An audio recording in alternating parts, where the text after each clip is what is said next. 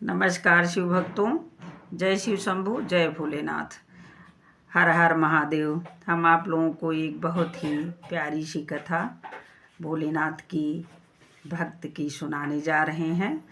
कर्पूरी गौरम करुणावतारम संसार सारम भुजगेंद्रहारम सदा वसंतम हृदयारविंदे भवं भवानी सहितं नमामि, भवं भवानी सहितं नमामि।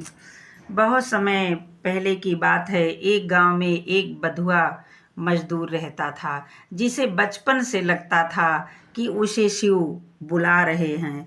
वह जमींदार साहब के यहाँ मजदूरी करता था। कई बार उसने जमींदार साहब से कहा कि मैं शिव जी के दर्शन करना चाहता हूँ, लेकिन वह छुट्टी नहीं देते थे। एक दिन वह जाकर के जमींदार साहब के पास खड़ा हो गया और बोला कि मुझे शिव जी के दर्शन करने हैं। जमींदार साहब बोले कि ठीक है, तुम दर्शन करने चले जाओ, लेकिन 40 एकड़ ज़मीन जोत करके जाना। वह कुछ नहीं बोला। वह समझ गया कि 40 एकड़ ज़मीन जोतना बहुत ही कठिन है, क्योंकि पहले जो है हल बैल से जुताई होती थी, ट्रैक्टर वगैरह नहीं होते थे। वह आया, चुपचाप अपने घर में लेट करके सो गया।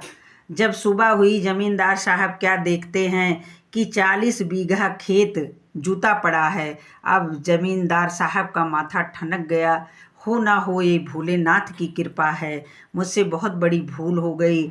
और वह भागता भागता उस मजदूर के घर पर आ गया। सारे गांव के लोग इकट्ठा हो गए। शोर सुन करके जब वह बाहर निकला तो क्या देखता है कि जमींदार साहब और उनकी पत्नी, बच्चे उसके पैर पर गिर पड़े और क्षमा मांगने लगे कि मुझसे बहुत बड़ी भूल हो गई और तुम जाओ, अब भोलेनाथ के दर्शन करके आओ। गांव के सारे लोग जो है, कोई पैसा दे रहा था, कोई खाना दे रहा था, कोई कुछ दे रहा था। मंदिर गांव से 25 किलोमीटर दूरी पर था।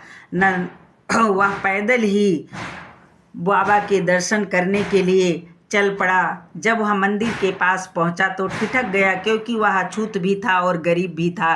पुजारी जी उसे अंदर प्रवेश करने नहीं देते। वह वहीं खड़ा हो गया, बाबा को निहारने लगा। लेकिन नंदी बाबा से थोड़ा बाबा कम दिख रहे थे। जब नंदी बाबा ने भोलेनाथ के भक्त के भाव को देखा तो वो सामने से हट करके खिसक गए। यह दृश्य पुजारियों ने जब देखा तो दंग रह गए कि कौन ऐसा भक्त भोलेनाथ का आ गया जिससे नंदी बाबा खिसक गए। अब सब लोगों में जय जयकार होने लगी। वहीं से उसे नाम मिला नंदनार। नहीं तो बधुआ मजदूर का कोई नाम नहीं होता था।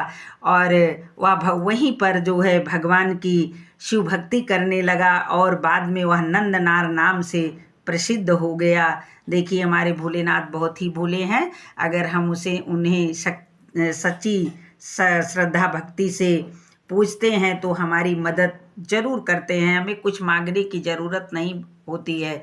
बाबा अपने भक्त के दुख को भी समझते हैं, इसलिए हमें उन पर अटूट भरोसा और विश्वास रखना चाहिए। हमेशा ये नहीं कि थोड़ी सी पूजा करो, कुछ न कुछ मांगते ही रहो। प्रभु के चरणों में अगर आप हैं तो आप का सारा कार्य वो पूरा करते हैं। बस इतना मांगिए कि उनकी भक्ति हमेशा दिल में बनी रहे और उनका हाथ सिर पर रहे।